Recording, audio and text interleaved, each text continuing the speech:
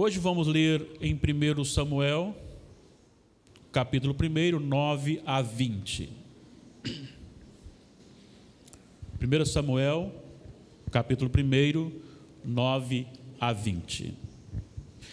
Quando eu estiver falando e você for me fotografar, Brenda, você fala assim, para que eu paro, porque sempre eu saio fazendo bico, tá bom?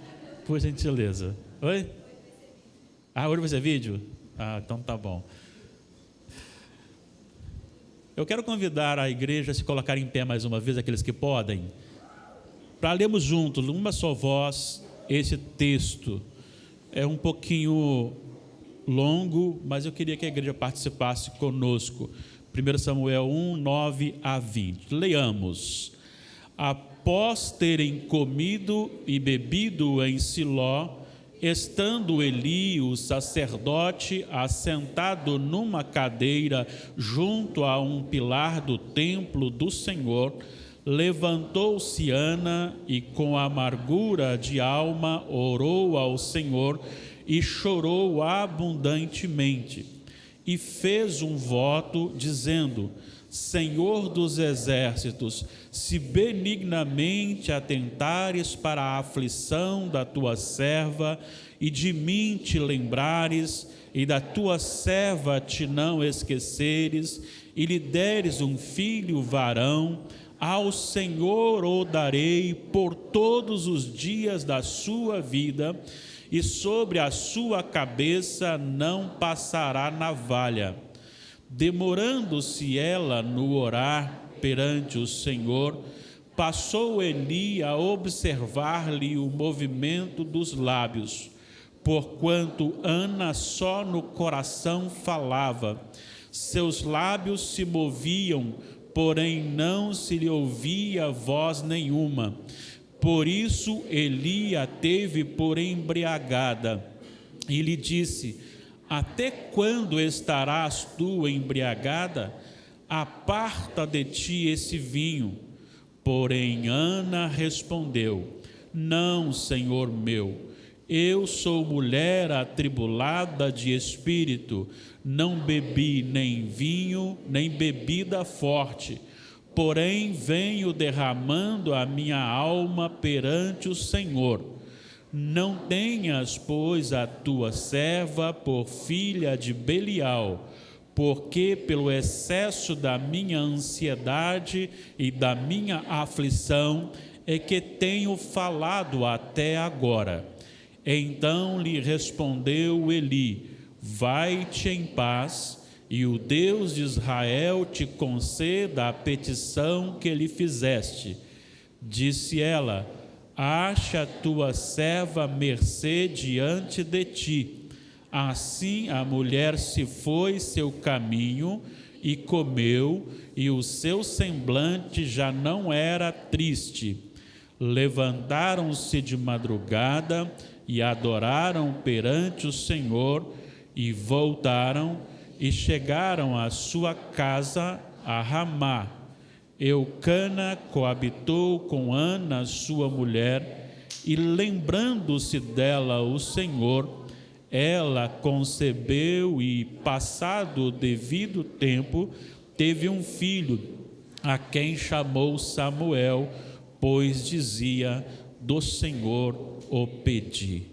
Ó Senhor Deus, nós já oramos a Ti, mas, Senhor, a seriedade da Tua palavra, a nossa limitação, isso nos dá muito temor de expô-la, e queremos fazê-lo, ó Deus, de forma coerente e fiel.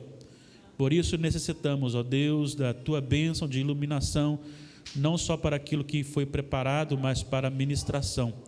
Também prepara o nosso coração para receber a Tua palavra, em nome de Jesus. Amém. Os irmãos podem se assentar. Na verdade, o meu tema é mais uma afirmação. A oração é um poderoso instrumento para superar crises na família que serve a Deus.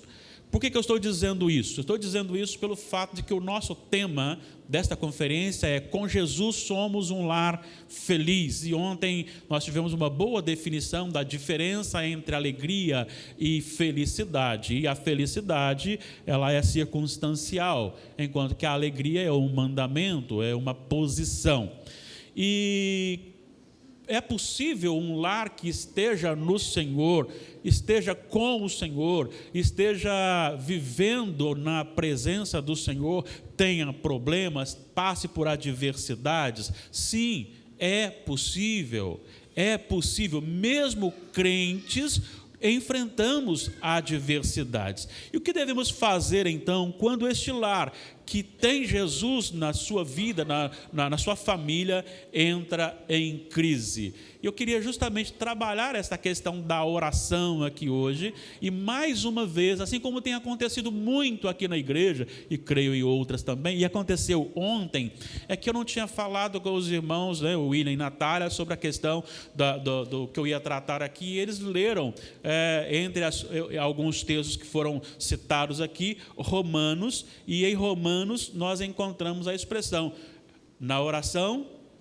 perseverantes. Na oração perseverante. O William até frisou a questão de a gente estar orando constantemente pela família, precisamos estar orando pela família, e nós não tínhamos conversado sobre o assunto. Então, certamente o Espírito Santo tem trabalhado o culto da igreja, fazendo com que as coisas vão acontecendo segundo o programa do Senhor para a vida da gente. Mas o que é oração? Oração é uma comunicação, é comunicar-se, e no caso aqui, é comunicarmos com Deus, é falar com o Senhor. Mas quem fala com quem na oração? O homem fala com Deus. E dentro disso podemos afirmar que então, quando o homem fala com Deus, o criado fala com o Criador. O limitado fala com o ilimitado, o temporal fala com o eterno, o pecador com o santo, o imperfeito com o perfeito e o injusto com o justo. E talvez você esteja a perguntar, pastor, mas não tinha outro assunto para falar? Oração, todos nós sabemos a respeito da necessidade da oração. Bom, se você já sabe, então fica mais complicado ainda. Se você já sabe bastante sobre oração e não tem feito como deveria fazer, então está mais grave a sua situação e é mais relevante ainda esta palavra para o nosso coração. O texto escolhido é um texto muito conhecido e muito usado. E a minha oração é que realmente haja algo novo, não novo no sentido de uma nova revelação, mas de preparação da nossa necessidade e aplicação desta palavra à nossa necessidade. O texto tem como base a família de Eucana. Vamos lembrar que culturalmente era permitido o homem casar-se com mais de uma mulher. Isso não diz respeito que Deus queria isto, porque Jesus desmentiu isso quando ele diz que não foi assim desde o princípio. E ele trata a questão Deus fez um homem e a mulher para que se casassem. Dentro dessa cultura e deste acontecimento, este homem chamado Eucana, então tinha duas esposas, Ana e Penina. Só que tem uma coisa entre as duas. Ana era estéril, Penina fértil. Penina uma opressora, Ana uma oprimida. Penina uma irritante e Ana uma deprimida diante das situações. Deus sempre age de forma ilógica na história, desde a criação, para mostrar ao ser humano que a força e o poder não estão neles. Para mostrar aos homens que a realização sua não tem nada a ver com o sucesso. O sucesso não tem nada a ver com a sua realização, com o seu poder, com a sua habilidade. Deus sempre age de forma ilógica. E Ele escolheu agir através da oração. Deus escolheu fazer a sua obra acontecer através da oração. Ele precisa disso? Não, mas Ele quer se relacionar com o seu povo e quer que o seu povo se relacione com Ele, e isso através da oração. Sempre quando Deus tem que fazer algo maravilhoso, extraordinário, Ele levanta a sua igreja, o seu povo, para a oração. Vamos lembrar aqui de algumas coisas. Êxodo 3:7, o povo está escravizado ali no Egito, e o Senhor chama Moisés e fala para Moisés assim: eu ouvi o clamor do meu povo, por isso desci para livrá-lo.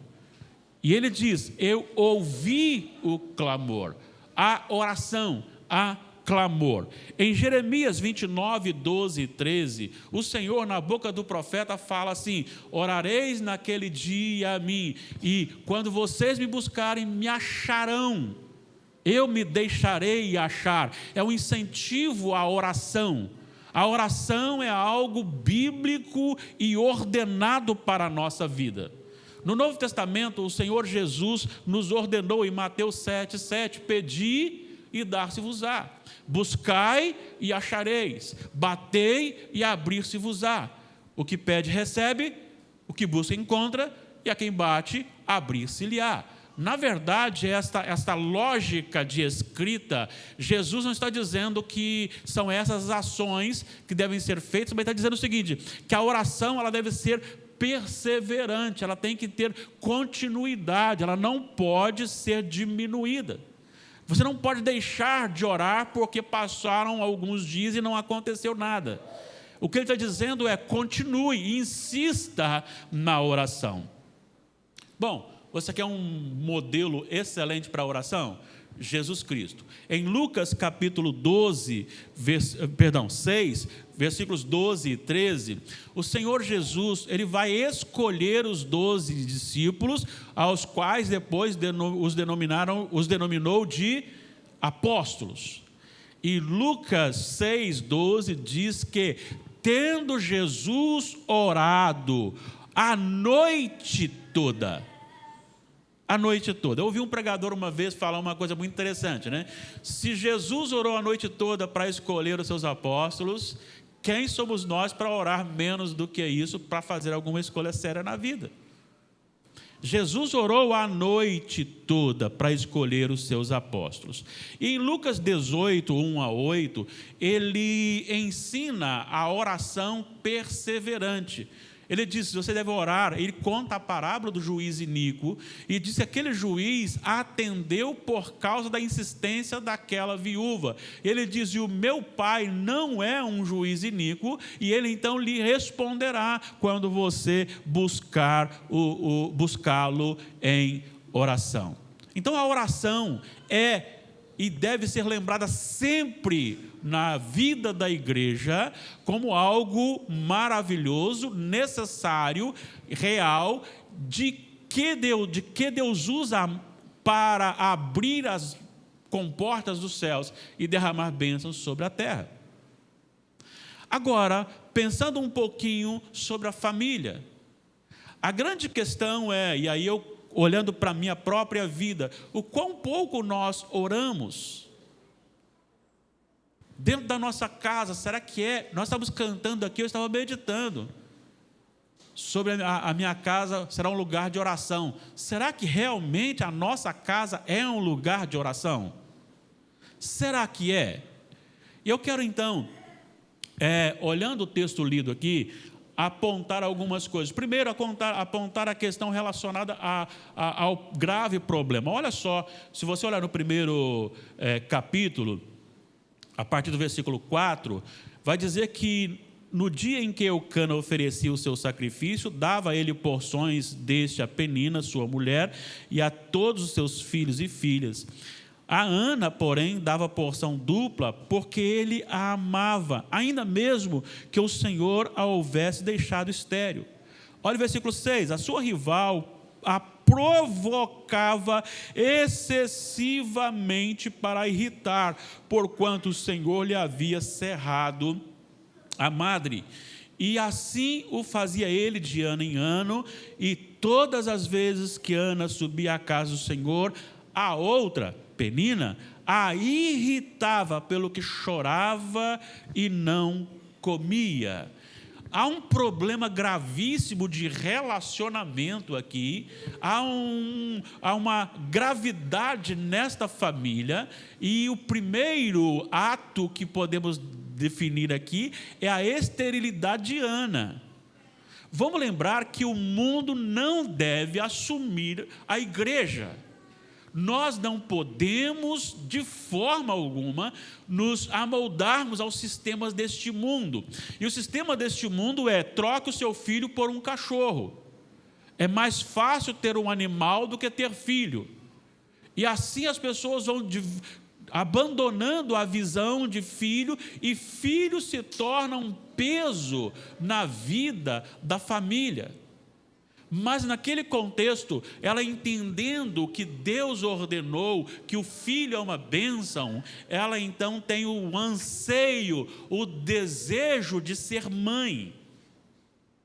O desejo de ser mãe. O que está tirando a questão de hoje das mulheres não desejarem mais isso é o feminismo. Ele vai te atrapalhar. Você tem que ser aquela que sai, aquela que lidera, aquela que está no mundo, aquela que está sendo vista, que pode passear, que pode fazer e tal. O filho vai lhe prender, então corta o filho. E Deus diz que a maior bênção dada ao ser humano, principalmente à mulher, é a bênção de ser mãe. E ela tem essa verdade no seu coração.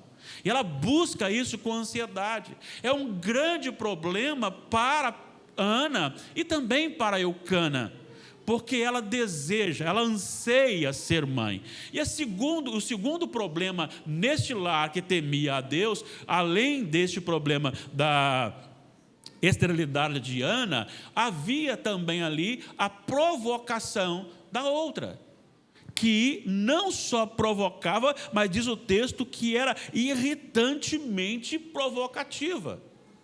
Então Ana sofria por duas coisas: sofria primeiro por não ser mãe, e depois por ter a provocação da sua rival. Quando você sofre um lado, mas você tem um outro que lhe apoia, que lhe ajuda, mas não, você tem o agravamento aqui. E Eucana se preocupava tanto com o sofrimento de Ana, que ele chegou a dizer: olha, eu me entrego de tal maneira a você, como sendo melhor do que 10 filhos. Ou seja, ele se preocupava com Ana.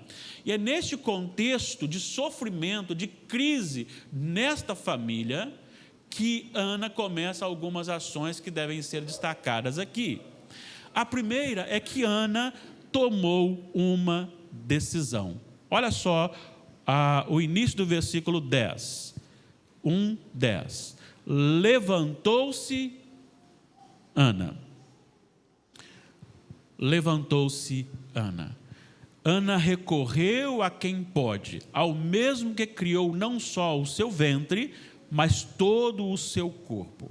A lição desse enunciado é que há momentos que precisamos sair da zona de conforto, arregaçar as mangas e tomar decisões. Chegou o momento de que pare de ficar só chorando, lamentando, murmurando, reclamando. É preciso tomar uma decisão. É preciso sair deste lugar. E Ana toma essa decisão. Ela está reclamando, ela está chorosa. Tanto é que no versículo 8 aqui, ele vai dizer, né? Então Eucana, seu marido, lhe disse: Ana, por que choras? E por que não comes? E por que estás de coração triste? Há algo incomodando, mas de repente ela percebe que o que ela está fazendo, realizando ali, não resolverá o seu problema. Ela não tem poder para alterar a situação, nem de gestação e nem de impedir que a sua rival a irritasse. Nós somos muito bons para lamentar, para chorar, para murmurar, para reclamar, para nos vitimarmos. Nós sempre olhamos, coitado de mim, coitado. E às vezes sim, talvez o seu sofrimento seja grande. Mas é necessário que nós tomemos algumas decisões na vida. E talvez a gente está confiando muito no nosso poder, na nossa força. Eu consigo dominar, eu consigo me conter, eu consigo realizar, eu vou buscar as realizações por minha própria força. E Ana tomou uma decisão. E essa decisão foi a decisão de ir a Jesus, a Deus, aquele que tem todo o poder. Sabe de uma coisa? Quando você olha para essa iniciativa de ir a Deus para resolver o seu problema, é você estar dizendo que Deus é aquele que tem o controle da sua vida. É o reconhecimento que você não pode realizar e que Deus pode realizar. E aí então você vai. E nesse caso, como disse aqui, Deus criou todo o corpo de Ana. Ele não podia também restaurar o seu ventre? Então ela tomou uma iniciativa. Ela se levantou e foi até aos pés do Senhor.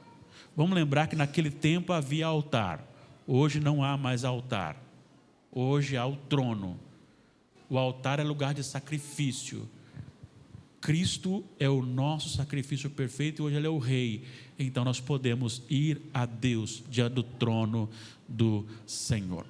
A segunda atitude de Ana, que tanto me ensina, é que Ana orou com intensidade. Olha só os versículos 10 e uma parte do versículo 12. Ela levantou-se e com amargura de alma orou ao Senhor e chorou abundantemente. E o versículo 12 diz assim: demorando-se ela no orar perante o Senhor. Deixa eu falar uma coisa para você, eu não estou falando daquela oraçãozinha decorada que a gente às vezes faz. Como aquela pessoa que estava precisando de emprego, orou uma oração de 15 minutos, colocando a sua necessidade diante do Senhor e tal. Aí Deus deu um emprego, ele chegou em casa na segunda-feira, cansado do serviço, e fez uma oração de igual tempo, agradecendo a Deus pelo cansaço, pelo trabalho, E aí, quando foi na terça-feira, ele diminuiu um pouquinho para 10 minutos, na quarta diminuiu um pouquinho, quando chegou na sexta, estava tão cansado, e falou: Senhor, a mesma de ontem. Eu não estou falando de oração que você memoriza com palavras bonitas, rebuscadas, porque Senhor... Não.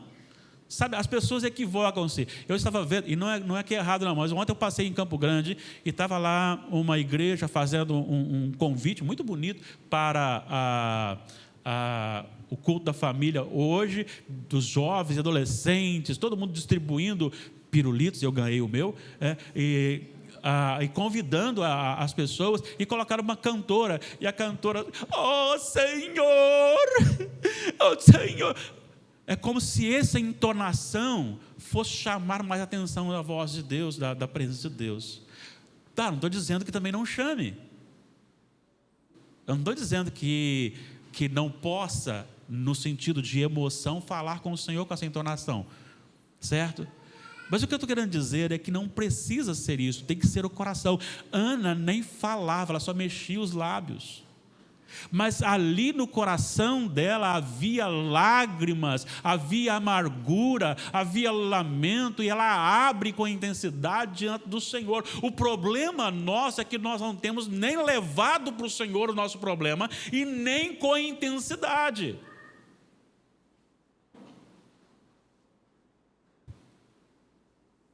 Nós sempre temos uma desculpa para a oração, para faltar à oração. Nós sempre temos uma dificuldade com a oração. Por que será? Sendo ela dentro da nossa casa. Você já percebeu uma coisa? Você tira um tempo para orar, começa a orar, o seu telefone toca, você começa a orar, você lembra: eu vou dar uma olhada se tem alguma mensagem para orar por ela, mas sempre tem alguma coisa tentando tirar o seu momento de oração. O grande problema nosso é que nós achamos que nós vamos resolver os nossos problemas. Lutero, ele traduziu a Bíblia do original para o alemão num curto tempo, muito curto tempo. E ele orava no mínimo 2 horas por dia. E conta-se que ele estava certa feita orando, e então quando amanheceu o dia, e aí o seu ajudante bateu a porta, interrompeu e disse assim: irmão, é o seguinte, já está passando da hora e hoje tem muita coisa para fazer. E ele disse assim: tem mais do que ontem? Ele disse: tem, então tem que orar mais 1 hora. A diferença está aí. Nós diminuímos a oração porque temos muita coisa para fazer, enquanto deveríamos orar mais, e assim nós teríamos eficiência no fazer, porque Deus agiria sobre nós. Esta mulher rasga o seu coração, ela abre o seu coração, ela conta os seus problemas na presença do Senhor, e nem Eli sabia, nem quem estava ali sabia o que estava acontecendo. Por quê? Porque ela fala com o Senhor com a alma, ela fala com o coração, e a oração no gemido é a oração mais correta que se pode ter, e o Espírito Santo, que conhece e que sonda os corações, esse é o Espírito que vai levar a nossa oração, é Ele que vai conduzir os nossos gemidos, Ele vai conduzir a nossa oração, e Deus sim recebe a nossa oração. Quer uma prova? Apocalipse 5, versículo 8.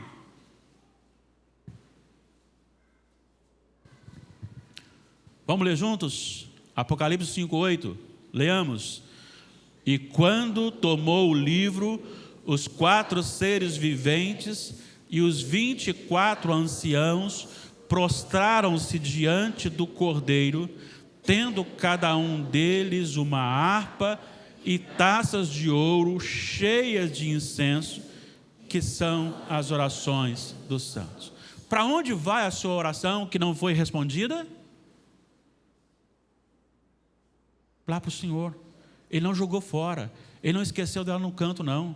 Tem o tempo dela, tem o tempo dela. Então o Senhor é aquele que requer de nós esta oração, mas nós precisamos orar realmente com o nosso coração, não aquela oração que às vezes fazemos para a refeição, dependendo da fome que estamos. Se não estamos com muita fome, nós oramos mais um pouquinho. Se estamos com muita fome ou com muita pressa, gratidão, Senhor, por esse cimento, em nome de Jesus, amém. Nem alimento falamos, sai cimento, por esse cimento.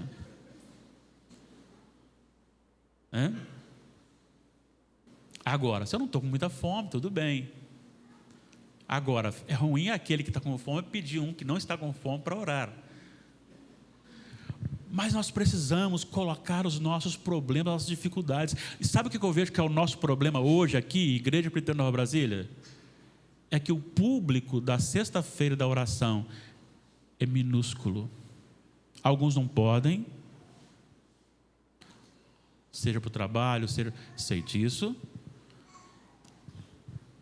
Mas se eu posso abrir e rasgar o meu coração diante do Senhor, seja em casa, seja no templo, por que não venho?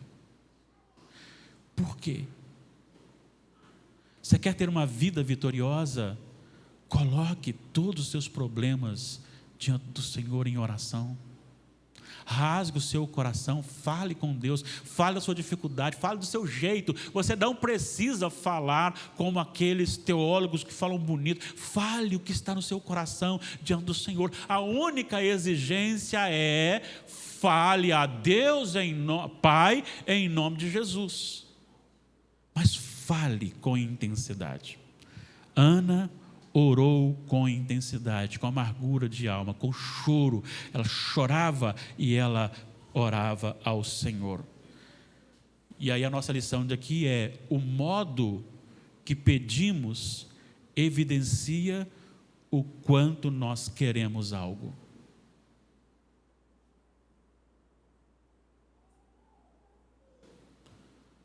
Quando você chega e conversa e insiste, opa, está querendo. Pediu, não deu, tá bom. Então é claro que ele não vai fazer. Quando você vai comprar algo, você pede um desconto. Se você pedir um desconto, a primeira coisa que o rapaz vai fazer é o seguinte: não dá. Mas se você vai insistir, fala: não, tá bom, vou tirar aí a quantidade. Agora, se você não insistir, fica por isso mesmo. Então, ore com intensidade.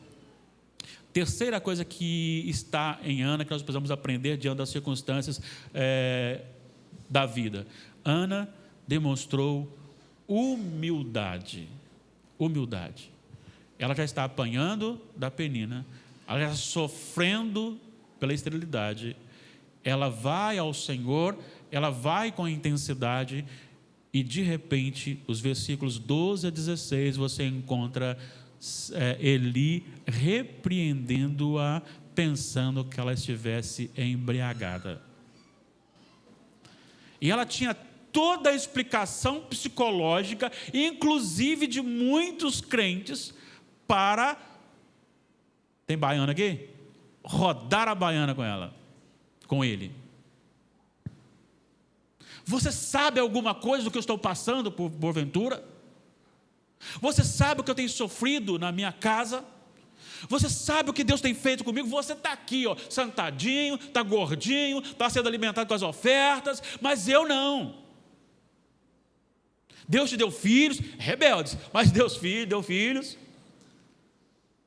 A mim não. Ela podia se queixar. Ela podia virar para ele e falar assim: primeiro você pergunta.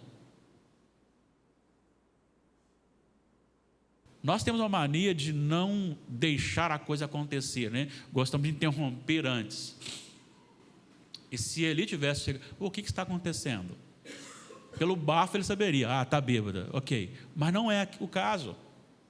Ela explicaria e evitaria isso. No entanto, ela decide diante de uma autoridade que está agressiva, a autoridade agressiva sobre ela, dizendo: tira essa embriaguez. Até quando?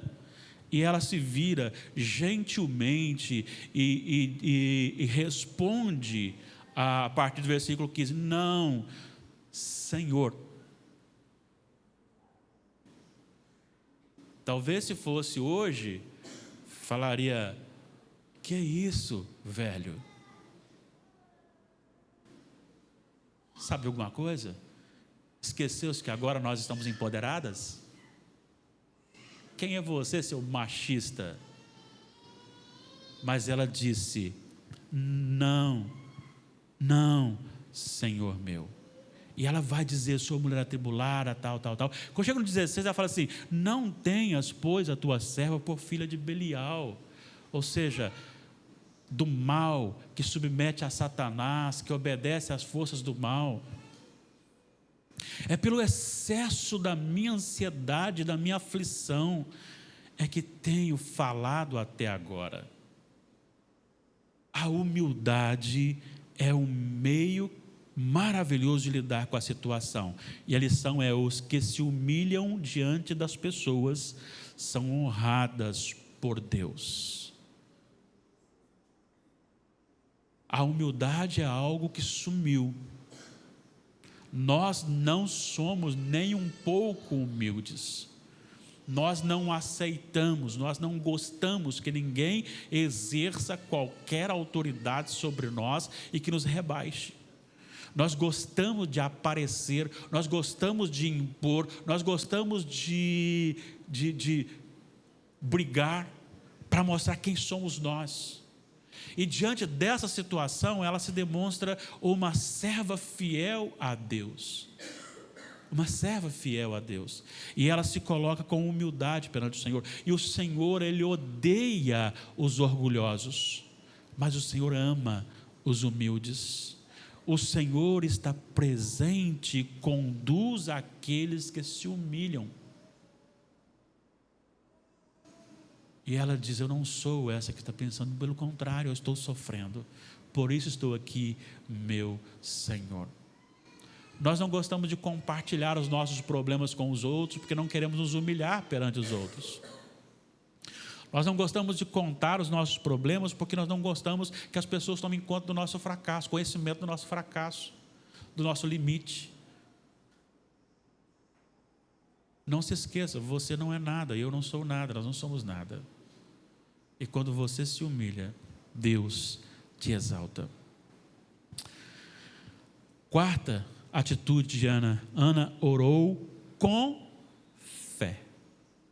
Ana orou com fé. Após a oração, o seu semblante já não era o mesmo, versículo 18, porque naquele momento que ela foi reprimida ali, repreendida pelo sacerdote Eli, e depois que ela explica, ele fala assim, vai-te em paz, e o Deus de Israel conceda a petição que ele fizesse. E aí diz o seguinte, ela, olha só, mais uma atitude, ela fala assim, ache a tua serva mercê diante de ti, falando com o sacerdote que havia, e aí agora ela fala assim diz o texto, assim a mulher se foi seu caminho, e comeu, olha, ela não comia, vivia chorando, amargurada. Agora, após a oração e a palavra do sacerdote, ela foi, comeu, e o seu semblante já não era triste. Espera aí, mas não tinha nada acontecido ainda. Não tinha nada acontecido ainda. Eu aprendo aqui que a fé é a confissão de que não há impossível para Deus. A confiança no Senhor é um santo remédio para combater a tristeza do coração. Por que isso? Porque Deus é aquele que governa todos os atos da história. Deus não perde o controle em um segundo de coisas. Deus é quem conduz soberanamente todos os acontecimentos, até aqueles ruins, até aqueles que nós não aceitamos, não gostamos, até quando aquele mau homem faz um mal a um homem que está trabalhando, ainda assim Deus não perdeu o controle sobre aquilo. Deus tem o controle sobre a nossa vida, sobre os nossos detalhes, sobre a nossa família. Deus tem o controle sobre as tribulações, as adversidades que acontecem na nossa vida. Deus tinha o controle sobre a esterilidade daquela mulher, e Deus tem o controle da sua vida e da sua família. Deus sempre agiu assim. Dá uma olhadinha em Sara, dá uma olhadinha em Rebeca, dá uma olhadinha agora aqui nesta mulher chamada Ana. Deus vai fazendo, dizendo assim, eu mando, eu faço, a glória é minha, você não tem poder de fazer. E ela crê nessa ação soberana de Deus, e é por isso que o semblante muda, porque ela lança para o Senhor, e quando você lança para o Senhor, está resolvido o problema. 2 Coríntios 12 fala de uma oração de Paulo, ele relatando a oração dele. Ele diz o seguinte, um espinho na carne tomou conta da minha vida, e por 3 vezes orei ao Senhor, tira de mim este espinho. E o Senhor respondeu o quê? A minha graça te basta. Mas Deus continua. Por quê? O poder se aperfeiçoa na fraqueza. O que isso significa? Eu gosto muito de citar o exemplo daquele que está afogando com o salvador, o bombeiro. Cadê o bombeiro?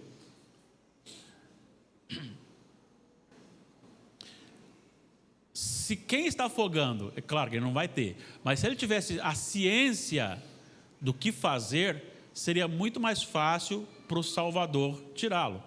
Porque a partir do momento em que chega o salvador e ele se solta, fica fácil para quem está salvando tirá-lo. Mas a ansiedade, aquele momento de sufoco, o que ele vai fazer? Vai querer se apegar na primeira coisa que aparecer. E corre o risco, então, de ele travar os braços de quem vai salvá-lo e os dois morrerem. Nós agimos assim com Deus porque nós não acreditamos que Deus é aquele que pode fazer. Então nós precisamos crer no Senhor. Gente, está faltando fé na igreja. Eu não estou falando de determinar para Deus, não estou dizendo isso, mas eu preciso orar crendo. Eu preciso orar sabendo que Deus pode, apesar de que está demorando, apesar de que não está acontecendo, mas Deus pode, Ele pode fazer. É só olhar para a história. É só olhar para a história. A história mais bonita que eu vejo para isto é a história de Sara. Não bastava ser estéril, o Senhor permitiu que ela chegasse à idade que nem aquela que não é estéril, aquela que é fértil, conseguisse engravidar. E é neste momento que Deus age, é neste momento que Deus faz, é nesse momento que Deus cura, é nesse momento que Deus atende, é nesse momento que ela concebe, é nesse momento que nasce aquele que é o filho da promessa, que daria então continuidade àquilo que estava na promessa do Gênesis 12. Temos que orar, e orar sim, com fé, com fé. A quinta, Ana mostrou que a vida dela era para a glória de Deus. Ela consagrou o seu ventre ao Senhor, ao devolver o filho para o serviço do Senhor. Lição: todos os nossos anseios devem ser para a glória de Deus e investimento no reino. Sabe o que eu acho bonito nisso aqui?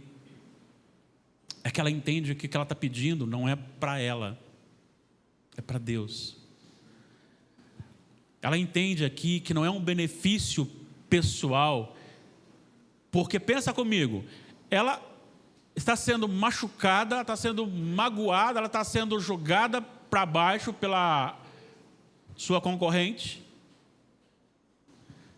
e ela disse: o Senhor me der, eu lhe dou. Se for varão, eu lhe dou. Essa visão de que o que ela pede não é para o seu... só para chegar perto de Penina e falar: está vendo só? Olha agora. E o texto vai dizer à frente que o Senhor lhe deu, capítulo 2, versículo 21, abençoou, pois, o Senhor a Ana, e ela concebeu e teve 3 filhos e 2 filhas, e o jovem Samuel crescia diante do Senhor. Na verdade, ela teve 6 filhos, um que ela devolveu para o Senhor, e o Senhor deu mais 5 filhos para ela, 3 filhos e 2 filhas. E ela podia muito bem bater no peito e falar para a Penina: e aí agora? Mas não, ela devolve para o Senhor, e ela quer usar o seu corpo para a glória de Deus. Ela quer usar o seu corpo para o reino de Deus. Então ela dá aquilo que ela tem de melhor, que era aquele filho que ela tanto esperou, para o Senhor. Ele é o primeiro. Ela nem sabia se seria outros, mas ele é o primeiro, talvez seria o último, o único. Mas ela está dizendo o seguinte: o que o Senhor me deu é para o Senhor. E aí me faz lembrar algo que você e eu temos que cantar constantemente, porque Deus amou o mundo de tal maneira que deu o seu filho. Enquanto o Senhor nos deu o filho, Ana deu o filho dela para o Senhor.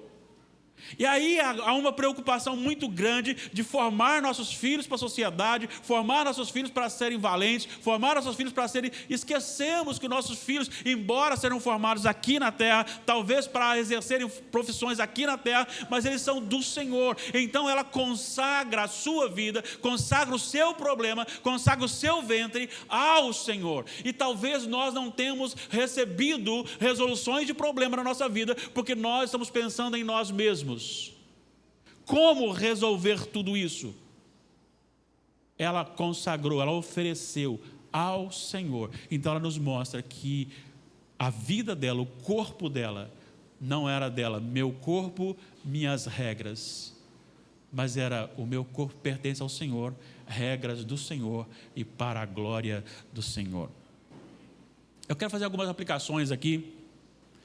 A primeira é que Deus se utiliza do ilógico para fazer conhecido que a glória é só dele. Eu tenho visto e tenho experimentado o efervescer da carnalidade na gente, em que a gente gosta de falar o que a gente faz. Eu fiz isso, eu fiz aquilo outro, eu fiz aqui, eu fiz lá. Nós amamos receber o famoso tapinho nas costas e dizer assim: olha como você fez bem. Olha o meu relatório.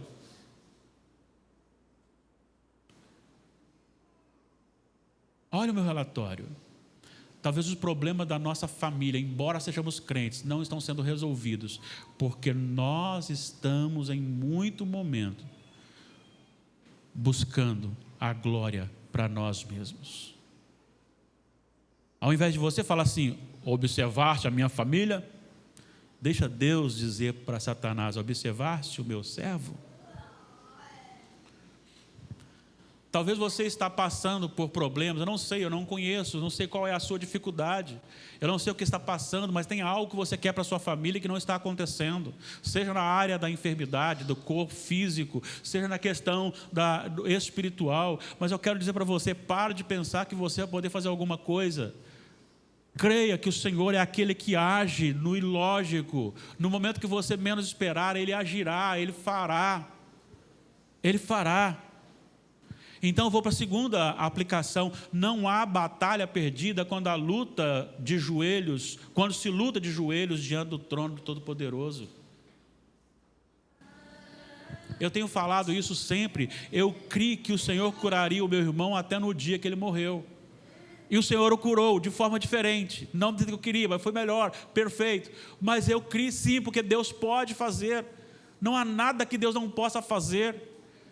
Mas a melhor maneira de você guerrear para vencer os problemas da sua vida, da sua família, é o joelho. Talvez murmurar menos. Eu vejo muitas mulheres murmurando de ser mulheres. Em nome de Jesus, vocês são cristãs, não devem fazer isso. Hoje tem homens pedindo perdão às mulheres por serem homens nesse mundo aí diabólico. Não, vocês são homens, têm as suas responsabilidades, nós somos e precisamos lutar para isto. Mas a nossa guerra e a nossa luta não irá enquanto nós pararmos de ficar reclamando da vida, chorando simplesmente, sem tomar uma atitude, sem ir para a presença de Deus e quedar a nosso joelho na presença do Senhor, orar, que as meninas venham para cá e os meninos venham para cá para achar casamento. Sim, porque aquele que ora muito ao Senhor é sim um bom candidato a ser o seu esposo ou a sua esposa. Se você não vê aquele jovem na presença do Senhor, então por favor não se case com ele ou com ela. Eu quero que Deus me atenda, mas eu não quero ter tempo para Deus. Não!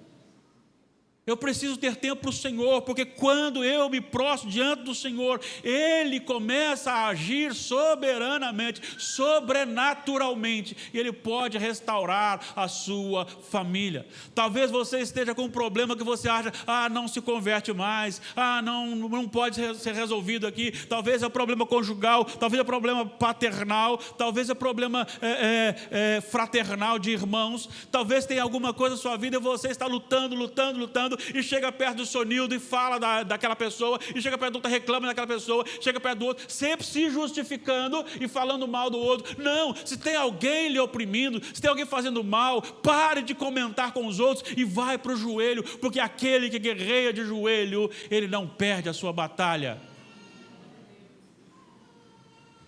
Sua família será vitoriosa o dia que você, líder, tiver o seu joelho calejado.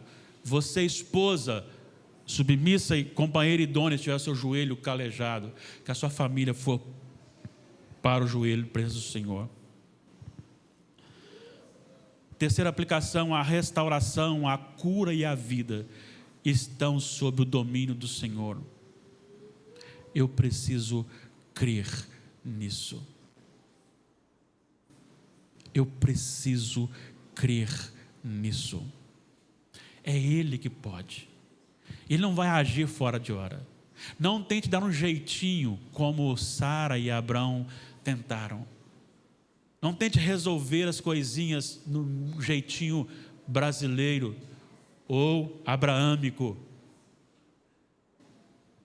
ou sarense e não cearense. Sarense. Deixa Deus agir no tempo dele. Você não pode interromper um tratamento com antibióticos sem que aquele prazo estabelecido pelo profissional seja cumprido, senão você vai dar força para a bactéria. Se você interromper o tratamento de Deus para a sua vida também, você vai dar força para o seu pecado, para a sua carnalidade. Saiba que a restauração, a cura e a vida estão no domínio de Deus, e Deus pode agir, e Ele age quando Ele quer. Quarta, Deus exalta o humilhado e humilha o exaltado. Ele tem o domínio da nossa história. Não fique preocupado quando alguém começa a exaltar os outros e rebaixar você. Recentemente, eu respondi para uma pessoa que estava reclamando, que estavam falando mal da sua franja. Eu disse: minha filha, se não é reprovado por Deus, é você. Se não é reprovado por Deus, é você e Deus. Não importa se os outros vão achar bonito, se não vai achar bonito, se vai achar feio, se não vai achar feio. Domingo aqui, né, alguém chegou e disse assim: Damares, você está novinha, vai casar com esse veinho? Aí eu fui e respondi para ele assim: é mesmo, né? Mas no coração eu falei: vai preparar sermão, rapaz. Não é brincadeira, eu falei isso não. Mas vontade deu, né? Mas não importa se vai me chamar de veinho por causa do cabelo branco, se não vai, sabe? Eu não preciso ser aprovado pelos outros, embora a gente queira. Nós não precisamos ser aprovados pelos outros, não. Esse é o mal da sociedade, querer ser aprovado pelos outros. Nós não precisamos disso, não. Temos que ser aprovados pelo Senhor. Deus exalta o humilhado. Ele tem a história da sua vida na mão dele. E ele exalta o humilhado e humilha o exaltado. Não há impossíveis que Deus não possa operar no seio da família quando você se colocar de joelhos na presença do Senhor. Então, eu quero que você, que talvez passe por um problema parecido com a Diana, seja em qualquer área, seja na área da gestação, seja em outro problema que você não consegue responder ou realizar, então eu lhe chamo para 4 atitudes. Primeiro, reconheça que você não é bom o suficiente e nem forte para resolver os seus problemas. Olhe para dentro de você. Segundo, rasga a sua alma em oração na presença do Senhor com intensidade, porque Ele pode. Ore, creia e espere. Deus pode fazer do impossível o possível. Anseie e busque bênçãos que glorifiquem ao Senhor e invistam no seu reino e não na sua própria glória. Muitas pessoas pedem ao Senhor: Senhor, eu quero a minha aposentadoria. Senhor, eu queria comprar isso assim, assim. E o Senhor dá para ele aquela coisa, e a partir daquele momento, ele vive para si mesmo. John Piper, no seu livro Não Jogue a Sua Vida Fora, ele diz que não tem pecado nenhum quando alguém, filho de Deus, se aposenta e resolve ir colecionar conchinhas. Não tem pecado. Mas aquele que escolhe se gastar no reino de Deus, chegará no último dia e dirá: Senhor, limitado, imperfeito, mas eu fiz isto aqui para o Senhor. E o outro chegará e falará: Senhor, olha a quantidade de conchinhas que eu consegui selecionar. Seja em que área for, em que lugar for, sirva ao Senhor com toda a sua força. Coloque a sua vida na presença do Senhor. Eu quero orar por você agora, e a minha oração não tem mais poder do que a sua. Não tem mais poder do que a sua. Pensar que a oração do pastor é mais poderosa é carregar do catolicismo para o protestantismo a visão de clérigo e os demais que não têm acesso. É em Cristo